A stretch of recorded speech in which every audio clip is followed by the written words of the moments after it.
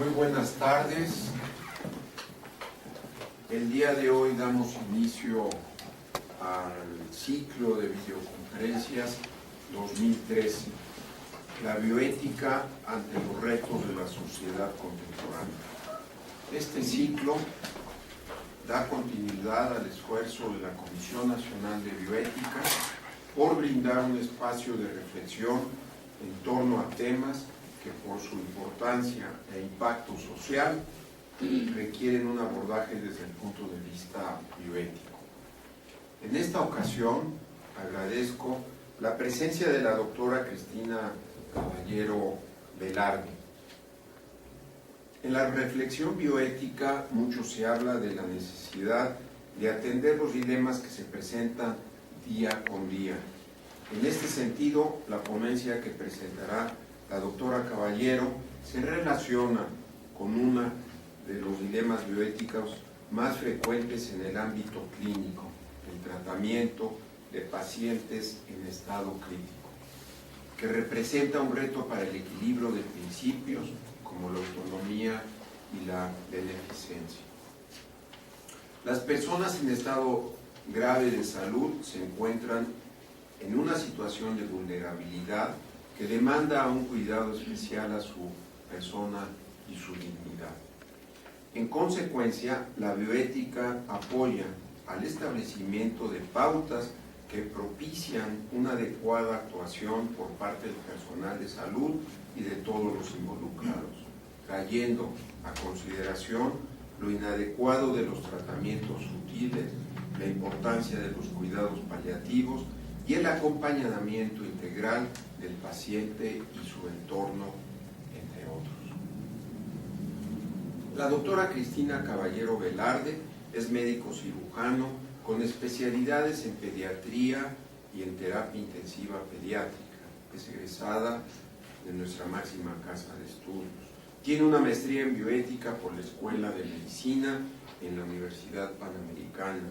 Actualmente es presidente de la Academia Nacional Mexicana de Bioética, miembro externo del Comité de Ética en Investigación del Hospital Infantil de México, Federico Gómez, y miembro de la Academia Mexicana de Pediatría.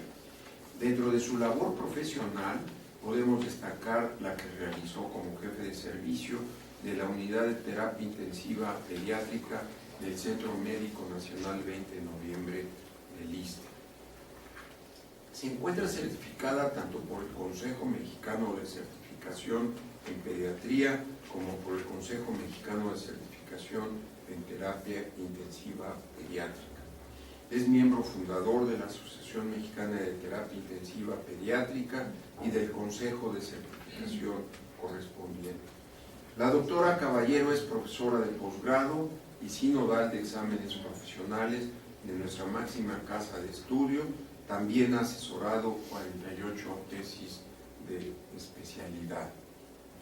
Cuenta también con una producción científica muy vasta en terapia intensiva, pediatría y bioética, y ha ganado 4 premios por investigaciones clínicas. Es un gusto tenerle con nosotros y desde luego le cedo la palabra a la doctora Caballero para que diserte el tema que anunciamos. Gracias, doctor. Muchas gracias. Buenas tardes a todos ustedes. También agradezco antes que nada la posibilidad de tener este diálogo con ustedes, que amablemente el doctor Manuel Ruiz de Chávez ya dio un preámbulo explicativo de este punto que nos lleva hacia los dilemas en el paciente crítico. ¿Cuál es la importancia incluso de comentarlo a la sociedad? No solo es una plática médica, no solo involucra al equipo sanitario. Para involucrarnos y responder a este tipo de dilemas, somos muchos los espectadores, ¿sí? Indiscutiblemente el primero es el paciente, ya sea niño o sea adulto, todo el personal de salud, no solo el médico, todos se necesita un conjunto, una interdisciplinariedad precisamente para manejar a estos pacientes. Y también está el familiar, los familiares afectos que en un momento tienen la capacidad, si no hay competencia del paciente, como suele sucederlo en las terapias intensivas, se pierde esta situación de competencia y es el familiar quien va a tomar una decisión muy importante. Entonces caminamos a esto y una de las razones básicas y la inquietud personal mía es que incluso la sociedad tenga más información para que en este momento y en esta época posmoderna y de esta pluralidad ética tengan una base para tomar unas decisiones tan importantes como estas. Creo que el sustento básico lo del conocimiento y lo demás, el camino se puede allanar y conducir a esa autonomía que de verdad debe de ser una conducción bajo una información previa. Bien, iniciemos.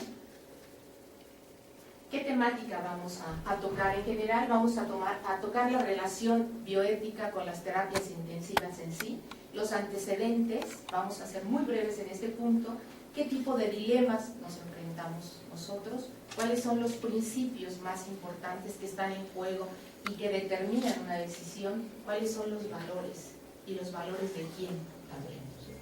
Y por último, cuáles estrategias generales, comunes, pero siento que útiles para que podamos enfrentar esta situación.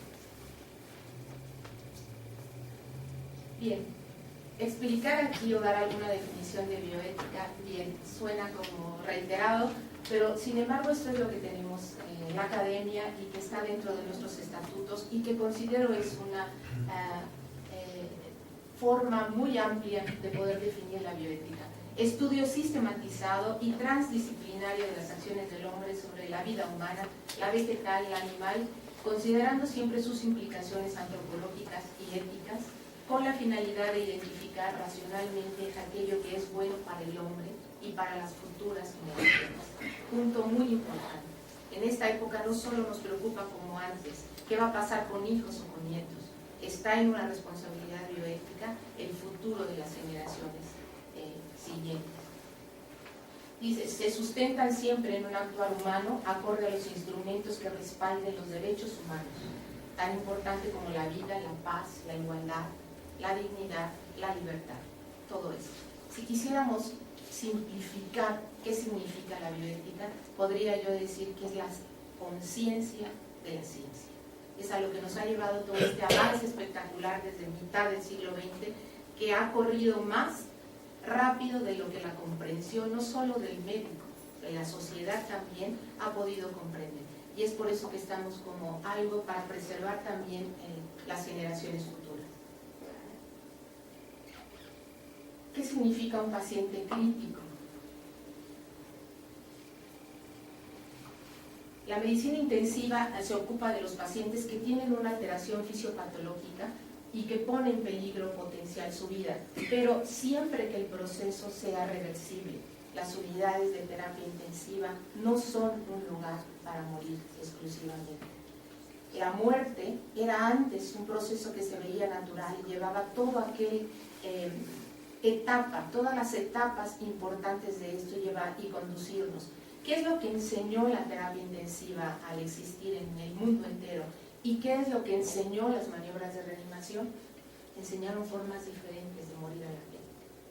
Enseñó que ahora existe una muerte que se llama muerte cerebral, que pone a un individuo en potencial, si es que es posible, de donar órganos.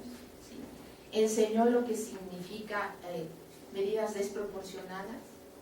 Y entonces, ¿de dónde vino el clamor de una muerte digna? Pues indiscutiblemente de la sociedad. La sociedad que horrorizada dice así, invadido, lleno de todo tipo de instrumentos, así no quiero morir. Y es como empezaron a identificar que eso era una muerte indigna. Y entonces vino a la situación, ¿qué significa una muerte digna? Y de ahí empezamos con el camino de todo este tipo de cortejo alrededor de esto, como significaría la eutanasia, y venimos a perdernos entre estos conceptos o a decir, yo quiero esto, yo pido lo otro, sin verdaderamente entender qué significa un proceso final en una vida, como es la muerte. Es el proceso también natural de finalizar una vida entera. ¿Qué particularidad tiene la terapia intensiva con la bioética? Bueno, ambas disciplinas coinciden, tienen el mismo tiempo. Estoy hablando sobre todo de la terapia pediátrica. La terapia de adultos es más antigua, pero la terapia pediátrica coincide en su juventud y en el hecho de haber tenido una enorme aceptación médica en muy poco tiempo, ¿sí? Ya no podemos pensar que un hospital no tenga una atención de terapia intensiva, ni tampoco podemos ahora pensar que un hospital pueda prescindir de los comités de bioética y de ética en la investigación. En esto es donde dije que vamos a ser breve. Las terapias intensivas tienen su origen, un origen importante como una visión de una persona que era una enfermera inglesa, Florence Nightingale, que en la guerra de Crimea ella determinó que bajo determinadas circunstancias de gravedad los pacientes debían de estar en control directo, unirlos y tener una mayor visión para con ellos y un mayor control. Ese es el origen en realidad de las terapias. Después vino una época de expansión que voy a limitarme con ella por el sentido de esta conversación, y venimos a algo importante que son las crisis económicas dentro de esta expansión de la terapia intensiva. Se vuelve, el gasto sanitario crece y el costo de las terapias intensivas es 3 a 5 veces superior a cualquier otra área hospitalaria. ¿Qué viene a decir con eso? Que tenemos la obligatoriedad, si queremos hacer una justicia distributiva en el país, de cuidar esos recursos. No podemos utilizarnos si no es bajo la seguridad o la certeza mayor de que estamos brindando en realidad cuidados adecuados para sustentar una vida, pero no para prolongar una agonía. Entonces hay que tener racionalización en estos recursos, y es entonces donde empiezan a surgir los criterios de ingreso que manejamos. Y a veces es importante. En realidad la experiencia personal es que en la terapia intensiva llegan los médicos tratantes en ocasiones a decir: por favor, por ética, admita a este paciente en la terapia intensiva. Y la respuesta muchas veces es: por ética misma, no lo recibo, porque el paciente no tiene recuperabilidad. Es una tercera recaída de un problema oncológico severo, es un hematológico maligno, es, en fin, no tiene capacidad de recuperabilidad. Pero lo atenderemos y daremos lo que significa ahora, que es unos cuidados paliativos y no abandono del paciente. Es aquí, justo en las terapias intensivas, donde en ocasiones no escuchamos ni una sonrisa, ni siquiera sabemos la voz que tiene el paciente, que está totalmente invadido, incapacitado, donde en forma paradójica surgen los dilemas extremos, los dilemas que se llaman críticos en la vida, o al límite, es otra forma de decirlo. Es solamente un tributo al personal valiosísimo que tienen las terapias, que son las enfermeras, definitivamente. Este es un tipo de imagen donde dicen: así no quiero morir. Si ustedes se fijan, la edad que tiene el paciente está en una terapia con una invasión múltiple. ¿Sí? Cuando menos nos obliga en el punto básico de la reflexión. Tal vez él no necesita una medicina de alta especialidad, ni necesita una intervención magistral que lo salve. Necesita una reflexión de todo el equipo que lo trae. Necesita tal vez no que le pongamos al médico más capaz, sino que le pongamos al médico más humano. Y justo es la tendencia, ser tan capaz como humano para el ejercicio de la medicina. ¿Qué dilemas nos encontramos? ¿En torno a qué giran estos dilemas en estas terapias intensivas? Sin duda a la tecnología, al uso fabuloso de la tecnología, del cual no podemos prescindir. Es una maravilla. Nos permite tener vivos a pacientes que antes morían recientemente. La tecnología va y viene y afortunadamente crecerá y se expandirá. ¿Qué es lo que pasa? Que nos enseña el límite que también tiene. La tecnología está para que nosotros la usemos. Nosotros no estamos al servicio de una tecnología. Nosotros somos quien la conduce, y así debe de serlo. Giran también estos dilemas en torno a los límites del tratamiento. Giran en una decisión de ingreso como la que acabo de mencionar. Giran alrededor de las órdenes de no reanimación. A la calidad de vida, a la futilidad de un tratamiento que no tiene ya un sentido y una justificación científica comprobada, y surgen también en ese proceso de consentimiento, que no es un consentimiento informado, es un consentimiento bajo una información previa. El consentimiento siempre será un proceso. Por eso, en forma particular, adquirimos la experiencia de que el paciente difícilmente cede o concede a alguna persona extraña a su equipo médico la capacidad, por ejemplo, de donar un órgano. Es cuando se logra, es porque el mismo equipo médico, el que ha estado luchando a través de este proceso, logra anticipar este hecho, es decir, estamos ante esta disyuntiva y después, posteriormente, en el abordaje se verá la posibilidad de algo más, de una donación, de la forma en que ellos, o si hay una voluntad anticipada y si es un adulto, respetarla, en fin, todo esto, pero el equipo médico sustenta este proceso bajo información. Este es un trabajo que realicé y que está todavía en prensa en una revista latinoamericana, que precisamente lo hice con todas las terapias del país son pediátricas y que tienen la especialidad, dan el posgrado como tal, son formativas ante la universidad. Y nosotros solamente aquí lo que quiero señalar es que vean que ahora, después de que tenemos aproximadamente 20 años de estar instituidas las terapias pediátricas en el país, los médicos, que todos eran especialistas con 15 años o más de practicar la especialidad, muestran que tienen todavía muchos problemas a través de la obstinación terapéutica, por ejemplo, como primer lugar. Y vale la pena decir, este tema es muy importante, tal vez sea motivo de una sola conversación. Los médicos que empezamos en el país la terapia intensiva de niños, aprendimos de obstinación terapéutica obstinándonos. Lamentablemente es así. Tuvimos que entender cuál era el límite. No lo entendimos mientras no lo practicamos. Ese es un punto. Ahora no se vale.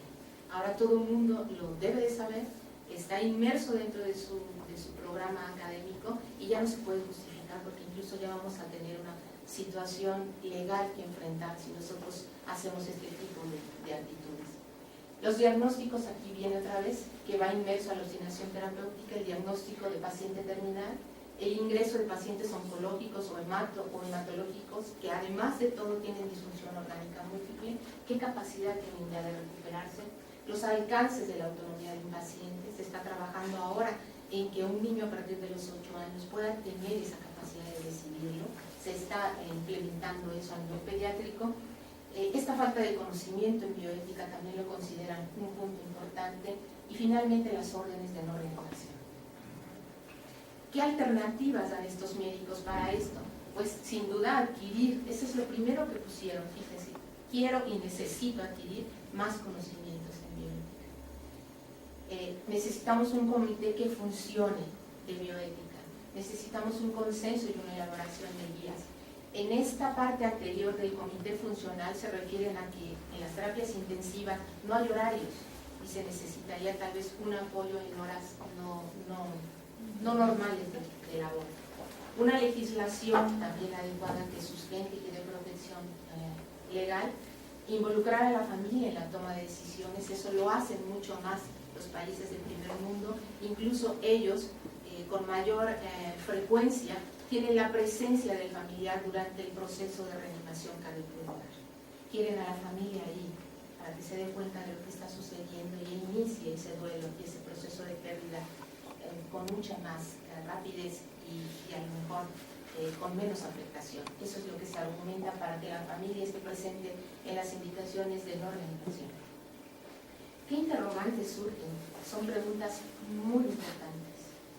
Y les repito, estamos en un momento como espectadores, estaremos en algún momento tal vez como pacientes, pero está inmerso en la vida de cada uno de nosotros. ¿Quién tiene que decidir si se interviene o no? ¿Quién es el que tiene que decidir? Lo tenemos que saber. Primero ¿tiene competencia el paciente? ¿Es adulto y dejó una voluntad anticipada? ¿Es ahora el familiar directo? ¿Es el responsable? ¿A quién corresponden las decisiones de las que depende la vida y la muerte de las personas? ¿Quién en un momento puede decirlo firmemente? ¿Y dónde está ese límite entre lo que es posible técnicamente y lo que es éticamente razonable? Sí hay límites, los da sobre todo el sustento del conocimiento, y si agregamos la experiencia, tal vez sea mejor. ¿Qué valores están presentes? Los valores del paciente, antes que ninguno. ¿Sí? Estamos para dar el mayor beneficio a ese paciente. Debe ser especialmente protegido. Tiene derecho sin duda a ser tratado con dignidad, respetadas sus creencias, su privacidad, esa confidencialidad que es tan importante en esta relación médico-paciente. Es el sustento de todo esto. Tiene derecho a su autonomía, es cierto, ahora es así cada vez más, recibir una información suficiente, porque si nosotros apelamos aquí a una autonomía tácita, como en ocasiones se ha entendido, puede parecer hasta cruel. El paciente o el familiar no tiene la competencia, ni el conocimiento, ni el sentido en ese momento afectivo de poder comprender la magnitud de lo que está sucediendo. Entonces solamente decir, ¿qué decide? Le hacemos esto o otro, en ocasiones es hasta inadecuado. Entonces, ¿qué quiere decir? Que tenemos que conducir. Ahora vamos a ver algo en ese sentido. Están presentes también los valores del personal sanitario, que trabaja siempre bajo mucha presión física, bajo estrés continuo, que tiene que tomar decisiones trascendentes y se ve obligado a establecer juicios sobre los valores de alguien que no conoce todavía lo suficiente. Están los valores presentes de la sociedad. Las terapias cuentan con recursos humanos y técnicos limitados en relación a su demanda. Es decir, volvemos otra vez a repetirles esta justicia distributiva nuevamente. Tenemos los recursos que dijimos ocupan el mayor presupuesto de una institución de salud, ¿sí? Entonces tenemos la obligación de tener criterios establecidos de ingreso sustentados en los principios de justicia y la limitación del esfuerzo terapéutico cuando éste esté indicado. Tal vez el paso siguiente no es experimentar o dar un tratamiento o llevar al paciente a una cirugía, sino lo mejor para él será no hacerle daño y darle cuidados paliativos.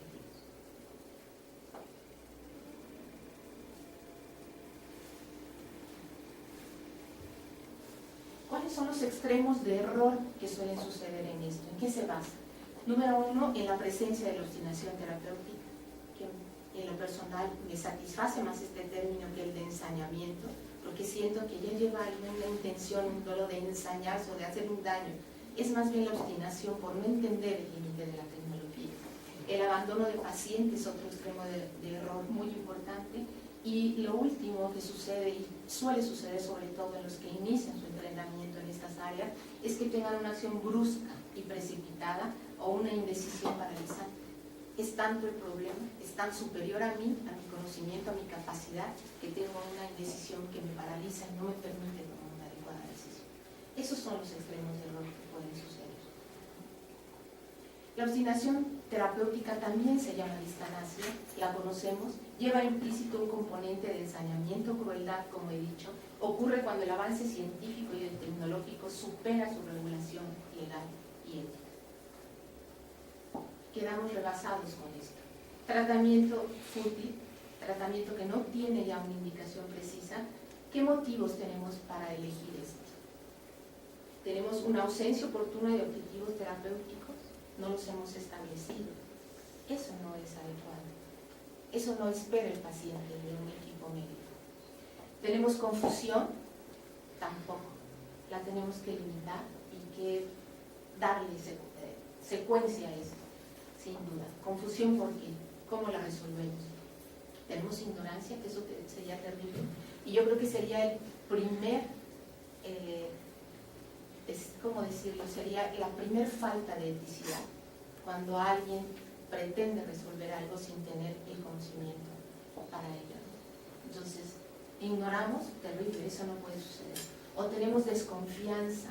La desconfianza sobre todo surge en el personal, como yo obtuve esas respuestas de ellos. Tenemos temor a una demanda. Tenemos temor a que nos juzguen por una mala praxis médica. Las decisiones éticas deben tomarse en relación a principios, valores y reglas. Eso es un punto ya de delimitar y de tomar un camino.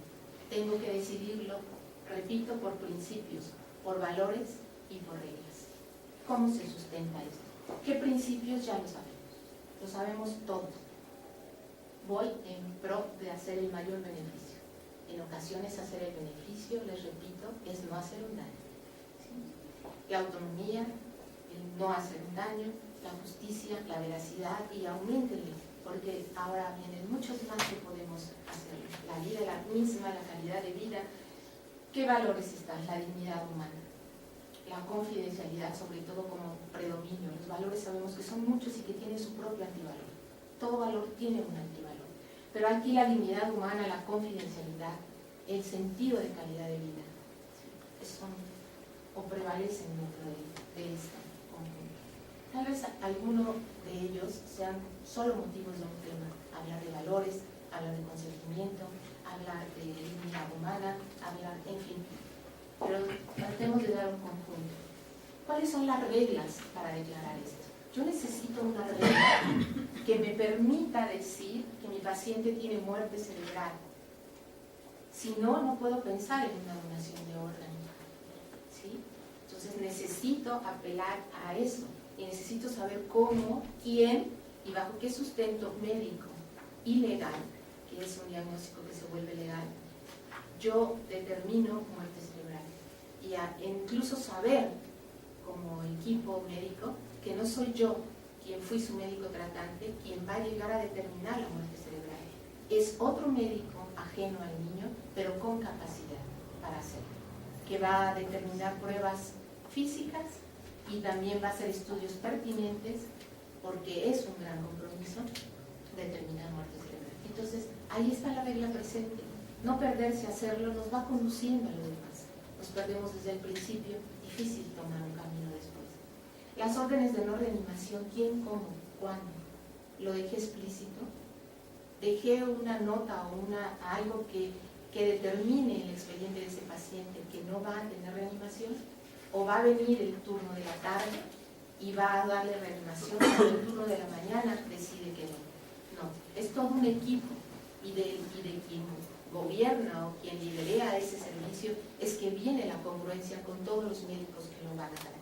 Y de alguna manera, con solo ver el expediente y algo que se haya sugerido, se sabe si se va o no se va a reanimar ese paciente. Y sobre todo también por qué no se va a reanimar.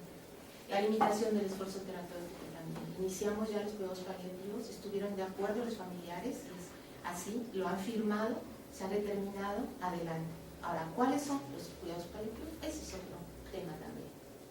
Retiro de ventilación mecánica. Sobre esto, que aquí no somos tan aptos o tan capaces en un momento para quitar el retiro del ventilador, ocupan en Estados Unidos el 84% de sus determinaciones. Ellos lo hacen, como ven, con mucha frecuencia. Cuando tienen que limitar o determinar paciente terminal, retiran el ventilador. Y pues a esto se debe este artículo muy reciente de una muy prestigiada revista, como ven, que nos pregunta, y por eso lo tengo, porque pregunta, ¿sedación, analgesia o anestesia para el retiro del ventilador? Argumentando, como ven, que no basta con una sedación profunda ni con una analgesia, porque está ese esfuerzo al retiro del ventilador que parece generar mucho más sufrimiento para el paciente y que da esa impresión también a los familiares. Dicen, no, ¿por qué se lo quitaron? Quiere decir que a veces no estamos bajo una sedación completa y una analgesia y puede no bastar, y se preguntan ellos, entonces debemos dar una anestesia. Si ya está la decisión puesta, si esto es determinante, hagámoslo y hagámoslo bien. Ellos dicen en este artículo, ¿cómo nos gustaría tener a un bioeticista aquí al lado cada que nosotros retiramos un ventilador? Esa es una utopía. Eso no es posible. Necesitamos entonces este sustento, este conocimiento, esta reflexión, esta seguridad y hacerlo, porque en ese momento es lo mejor. El no hacerlo estoy provocando un daño. Entonces es una cuestión aquí de interrogante. La autonomía, decíamos, el rechazo por un paciente que es lúcido, que es competente, que tiene y tenemos nosotros la obligatoriedad de respetar y asegurar su comprensión, y entonces nosotros demostrar la competencia. Todo esto es necesario para que el paciente también tenga la capacidad de rechazar un tratamiento. Hay que tenerlo, como ha comentado, la posibilidad de hacerlo y de respetarlo. Esta decisión autonomía se refleja en el consentimiento bajo información previa y debe de ser considerada, como les dije, como todo un proceso que acompaña durante toda la etapa de la estancia de un paciente, que asegure la comprensión y que alcance y el alcance sobre todo de las decisiones, pero no solo el momento de firmar un documento, no solo no haberlo tenido antes y decir fírmeme para hacerle tal o cual intervención o para retirarle o no ¿sí? A alguien que le vamos a pedir limitar el esfuerzo terapéutico, tengo que explicarle qué es eso y darle un paso y un periodo de adaptación, no llegar a firmar. Fíjese que hemos decidido que le vamos a quitar el esfuerzo terapéutico, firmen usted aquí para que nosotros procedamos, ¿verdad? Eso no puede ser. Los pacientes, recordemos esto, tienen un derecho moral a rechazar el tratamiento de soporte vital, pero no un derecho calificado para exigirlo, ¿sí? De esta manera nosotros entendemos que cuando ellos solicitan seguir con el esfuerzo terapéutico, pese a que estamos justificando que no debe de ser así, que es un paciente terminal y que tenemos, el personal médico no tiene la obligatoriedad de responder a esto. Y eso es adecuado también saber. No podemos o no tienen un derecho calificado para exigir que nosotros sigamos haciendo alguna situación indebida. Las decisiones bioéticas giran también en torno a respetar el principio de proporcionalidad terapéutica. Es algo que nos debe de regir a nosotros. Es eso un punto para no perdernos. Este proceso, este medicamento, esta acción, esta cirugía, ¿tiene mayor beneficio que riesgo? Lo sé, lo hemos comprobado, lo tenemos que decir. El paciente tiene que saber y tenemos que usar en la medida de lo posible estadísticas confiables, recientes, que sustenten esto. Certeza del diagnóstico. La medicina no se ejerce al 100% de certeza. Dicho de otra manera, no existe el riesgo cero al ejercer nada en medicina. Nada. No sé de otras profesiones. Pero en medicina no existe el riesgo cero. Todo lo que hagamos y determinamos lleva un riesgo. Pero por eso no nos perdamos en la proporcionalidad. Evaluar el estado de competencia es muy importante en el paciente. Sabemos cuándo no es y cómo se integra el grupo de no competentes. Menores de edad, discapacitados, enfermedades progresivas, degenerativas, mentales, en fin. Participación de la familia en la toma de decisiones. Eso es importante y también debemos de circunscribir con quién. ¿Quién en verdad vamos a tener esa relación para no perdernos en un acervo de situaciones que generan una distorsión de la comunicación y que en potencia pueden ocasionar un problema? No definir, esto es importante, yo no puedo definir por sentido propio la calidad de vida de ninguno de ustedes. No podemos, no debemos. Debe de existir una unanimidad de criterio del equipo asistencial, porque si no manejamos esto con una armonía y con una determinada grupo de valores que predominen, pues entonces tenemos dentro de casa algo que no podemos más que externar hacia los demás, ¿no? El uso razonable de recursos, ya bien determinado antes. En la limitación del esfuerzo terapéutico se debe permitir esta adaptación a la familia. También les comenté, no podemos llegar a inmediatamente ya retiramos, hacemos, ¿no? Tenemos que tener un proceso lógico, normal, esperado, pero ya avisado, dentro de todo, cada paciente es diferente. El esmero en los cuidados paliativos y sin duda no abandonar al paciente. Eso es básico, de eso nos pueden ocupar también. Y además también la conciencia misma, ¿no? Vamos a brindar lo más que podamos brindar. Es una vida que se va, y sobre todo cuando es un niño, se va para todos cuando no debe de irse, cuando nos estamos enfrentando al momento más devastador de un ser humano, en su etapa adulta al menos, que es cuando está perdiendo un hijo. No existe otro momento más devastador en un ser humano adulto que el hecho de perder un hijo. Entonces, pues, eso es importante no abandonarlo. Este proceso de deliberación que siempre está recomendado por todo aquel que es bioeticista y que debe de estar inmerso en nuestra decisión, es el hecho de ponderar los principios, los valores que habíamos dicho antes, las circunstancias y las consecuencias. Qué poquito es este renglón para circunscribir cada caso como único y como irrepetible. Nosotros no hemos tenido dos casos iguales jamás, ni los vamos a poder tener, porque aunque el padecimiento sea el mismo, los valores de la familia son otros, las decisiones son otras, el respeto es otro, la voluntad que dejó el paciente es otra, en fin. Está basado sin duda en los aspectos clínicos y en los aspectos éticos. Esto esto intenta decirnos qué equiparable está el tener una medicina basada en evidencia, que ya no podemos ningún médico dejar de tenerla como el pilar básico para dar cualquier indicación, ya sea en un consultorio o en una unidad de terapia o en cualquier lugar. Nosotros tenemos que tener una medicina basada en evidencias. Eso ya es, antes, cuando nosotros nos formamos, podía existir una medicina basada en experiencias. Así crecimos, así aprendimos muchas cosas. Ahora no se vale. Aunque muchas veces las experiencias eran buenas, no aseguraban por sí mismo mayor calidad. Ahora no. Ahora es una medicina basada en evidencia, donde hay una pregunta inicial, se busca la evidencia sin duda científica, se sabe, se sustenta, se determina el aspecto crítico o el más crítico incluso, se toma una decisión y se tiene que evaluar el funcionamiento y la respuesta de todo esto. Pues asimismo debe de existir una medicina basada en reflexión. Y me parece muy adecuado esta orden de introducción que tenemos. Lo primero es eso, presentarnos. Y debemos de intentar tener una comunicación asertiva. ¿Qué es eso? Significa muchas cosas. Pero poca gente maneja que una comunicación asertiva es aquella que inicia escuchando. No más. No, nada más que presentarse, identificarse como lo que somos en un momento dado, o ya reconocidos porque ya estuvieron con nosotros, y en ese momento escuchar, ya sea al paciente o escuchar al familiar. Con eso nosotros sabemos perfectamente sobre qué terreno estamos manejando y sabremos abordarlo de la mejor forma posible con un lenguaje muy, muy comprensible. Se van a determinar qué valores y preferencias tiene ese familiar o ese paciente incluso. Se deben de evitar siempre las preguntas y las respuestas de tipo emocional. Nosotros los médicos no somos quienes debemos de poner la emoción en ese proceso. Son ellos. Con todo el respeto vamos a ser receptores pero no vamos a transmitir un tipo de emoción que pueda afectar ese momento. Tenemos que hacer recomendaciones y buscar un consenso.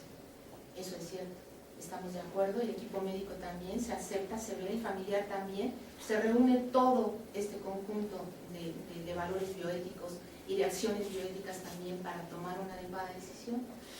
Y por último, no abandonamos y damos seguimiento al paciente cuando así ha sido la decisión de limitar el esfuerzo y continuar con los cuidados paliativos y no abandonar. De esta manera, ya casi por concluir, debemos de tener inmerso siempre en una forma común, racionalizada, pero cotidiana, la evaluación bioética y la toma de decisiones con un contenido moral en la formación médica. Estamos convencidos, sin duda, de que cada caso es diferente en su entorno, en su familia, en sus valores, y que lo vuelve único.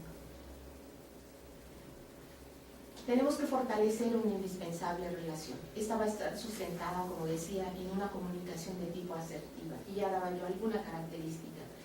Promover el funcionamiento adecuado de comités de bioética hospitalarios con funciones consultivas de emergencia.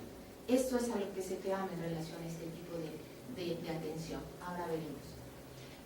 En este proceso de decisión, autonomía, el paternalismo benigno se vale, de alguna manera está descrito, lo sabemos, se vale, pues personalmente pienso que sí, que es en este tipo de asistencia médica donde no solo se vale, sino se debe, desde mi punto de vista. Tengo que informar, conducir para que tomen una adecuada decisión, pero les repito, no se está en condiciones de comprender y de tener un alcance o de estar anímicamente capaz para tomar así, autónomo, libre, sin ninguna información, ninguna decisión que es de vida o de muerte. Entonces debemos de dar el tiempo adecuado para una reflexión, ya sea al paciente o a su familia. Antes incluso de firmar, tómese el tiempo necesario, pero estén de acuerdo, convencidos, entre padre y madre al tratarse de un niño, que no haya entre ellos un conflicto que después quede más allá, como una deuda moral. Es necesario cultivar un marco filosófico basado en un enfoque humanista, finalmente ese es el punto importante, que enfatice la dignidad de la persona y priorice los derechos humanos. Esta situación que tenemos como obligatoriedad, ya lo sabemos, que estamos en todos los hospitales, con la necesidad y la obligatoriedad de tener los comités, y los tenemos. En este sentido, solo circunscribiendo a esto la atención de un paciente grave, se requiere o se sugiere, en ese caso, que exista un comité de expertos que pudieran dar asesoría las 24 horas del día. Esto se vuelve o se piensa imposible, pero con estas tecnologías tan modernas no lo es tanto.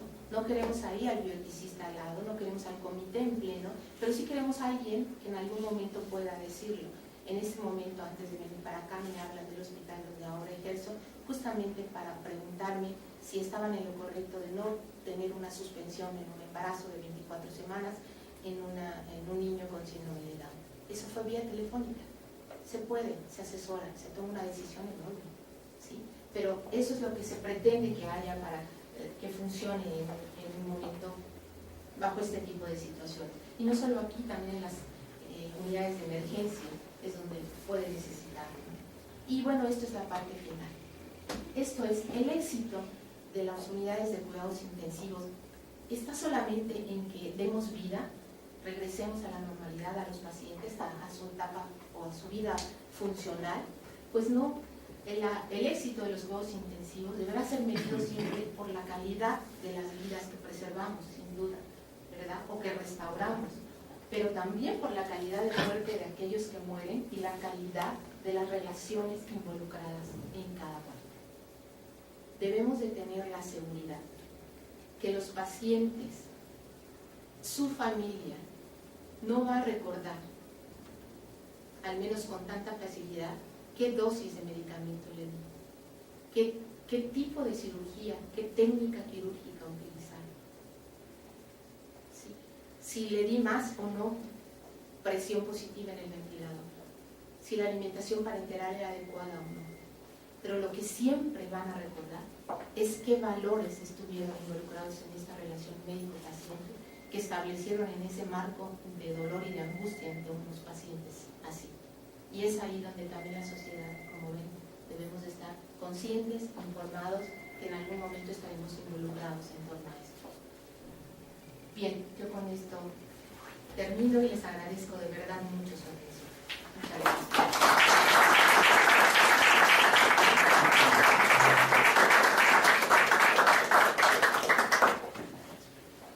Quisiera preguntarle a la doctora Caballero si está dispuesta a escuchar algunas reflexiones. Ay, desde luego que sí, con mucho gusto. Escuchado con experiencia. Doctora, me parece muy interesante lo que nos ha dicho, porque yo no estuve a nivel de terapia intensiva, pero estuve en servicios de urgencias, y muchas de estas cosas que usted dijo se enfrentan en un grado menor, pero siempre causa ese estrés psicológico, no sabiendo qué viene y cómo se va a comportar la situación. Me llama mucho la atención cuando habla de criterios para la toma de decisiones de tipo bioético. Y uno tiende generalmente a verlos de una manera aislada o de manera única, pero creo que debe uno verlos de una manera interrelacionada. Cuando uno piensa, por ejemplo, en limitar el esfuerzo terapéutico, en ponderar la limitación del esfuerzo terapéutico, creo que también uno está pensando en el hecho del no dispendio de recursos, pero también en el criterio del no abandono. O sea que no es tan sencillo quizá tomar una decisión con base en uno solo de los criterios, sino que el médico está tomando en cuenta a todos, aun cuando quizá uno de ellos tome primacía, pero siempre hay una conjugación, diría yo, mental de todos ellos para poder tomar una decisión de tipo bioético. Y lo otro que es una pregunta que yo quiero hacerle, cuando menciona usted acerca del Comité Hospitalario de Bioética en esa función de paternalismo benigno, ¿está pensando en una función de tipo consejería para el Comité Hospitalario de Bioética?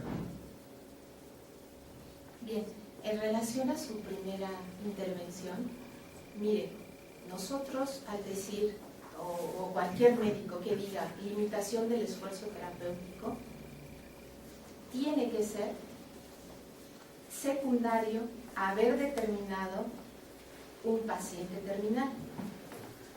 todo viene en secuencia.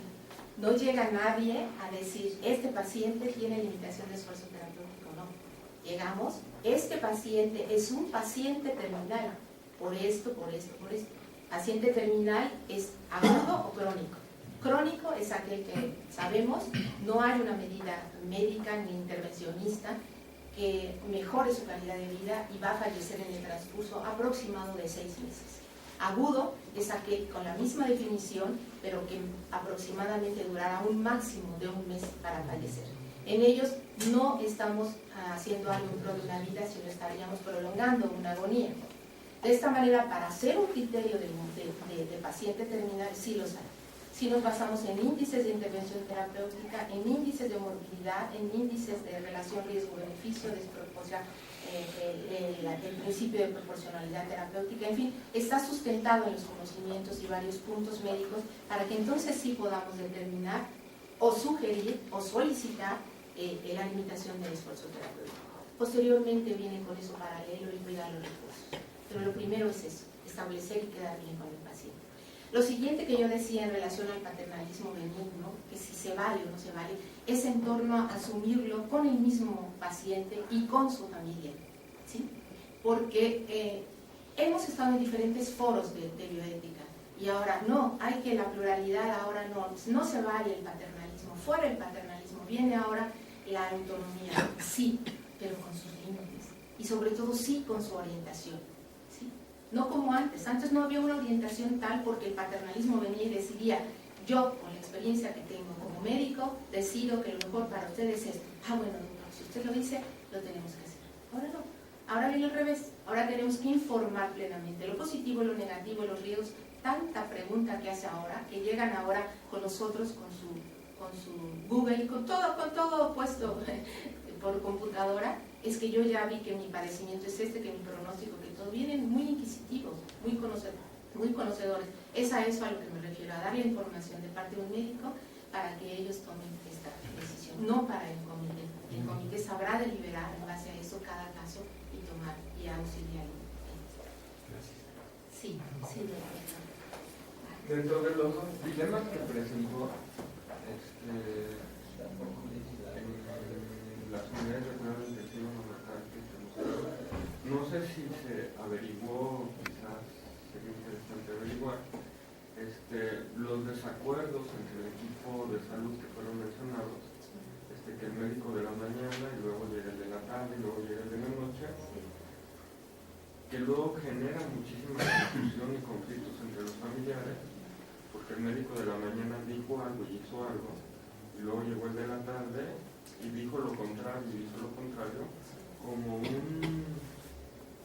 no únicamente como un desacuerdo en cuanto a la línea clínica o terapéutica a seguir, sino una generación de un conflicto ético muy severo que tiene muchísimas repercusiones y en donde quizás el Comité de Ética e Investigación sea un foro en donde se junte todo el equipo acompañado de los expertos para resolver estos desacuerdos, generar también políticas institucionales para evitar con este conflicto que en lo que yo he visto desde lejos es bastante frecuente y genera muchísima angustia en los miembros de la familia. Mire, quienes en verdad han querido tener inmersos estos aspectos bioéticos, hemos organizado de alguna manera que la entrega de la guardia lleve contextos éticos. Entregamos todo, con comprensiones lingüísticas muy difíciles. Está el PIB aquí, está la presión, se le transfundió 2 más 2 y se hizo y se bajó la dopamina y se hizo. Y en el aspecto ético estamos en una fase de entender y dar, ¿sí? Para que precisamente todos tengan el mismo entendimiento y se evite.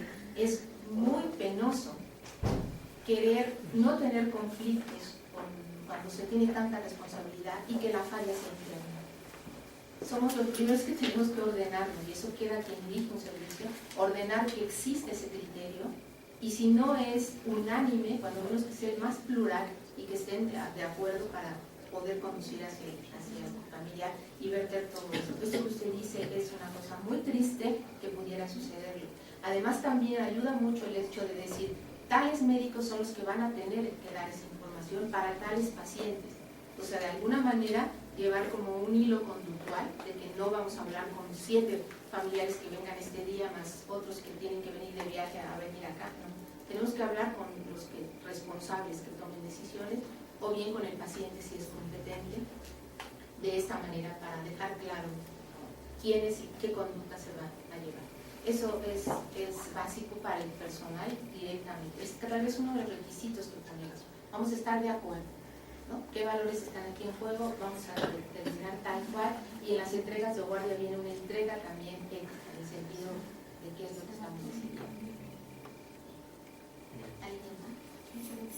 Sí. Yo quisiera, primero agradecer, me pareció una charla muy clarificadora, y conocer si usted sabe si los comités de bioética hospitalaria o las mismas instituciones en México han establecido parámetros de tratamiento sobre el retiro del soporte vital como los ventiladores y la alimentación, porque yo he leído algunas cosas de literatura extranjera, pero no sabría con precisión si en México existen estos parámetros en alimentos. Me parece que, bueno, sí, toman la decisión. Sí, sí los existen. Sí existen. Existen también dentro del área de los cuidados paliativos. ¿Qué vamos a llamar un tratamiento ordinario y qué vamos a determinar como un tratamiento extraordinario? Cada vez tenemos más amplitud en eso, más consenso. ¿Qué es lo que tenemos? También algo muy importante. En ocasiones es muy difícil decir esto es curativo o esto es paliativo, pero de alguna manera los consensos, que no son solo nosotros sino mundiales, como usted lo acaba de decir, nos orientan precisamente. Tal vez a lo mejor lo que nos falta en estos países latinos es esa decisión que tienen los otros países, ¿no? Estoy convencido que esto es lo que debo de hacer y lo hago fácilmente con la mano en la cintura.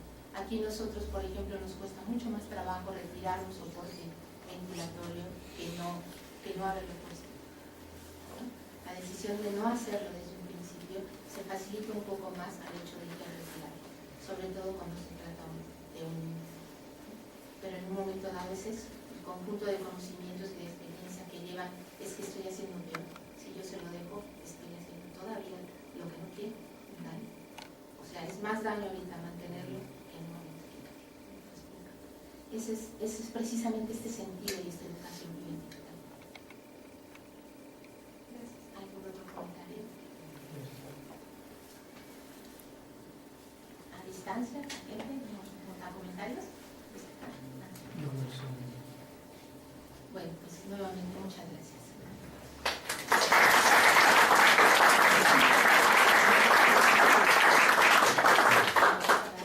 Pues queremos entregarle un diploma de reconocimiento a la doctora Cristina Caballero Velarde por su didáctica y elocuente exposición.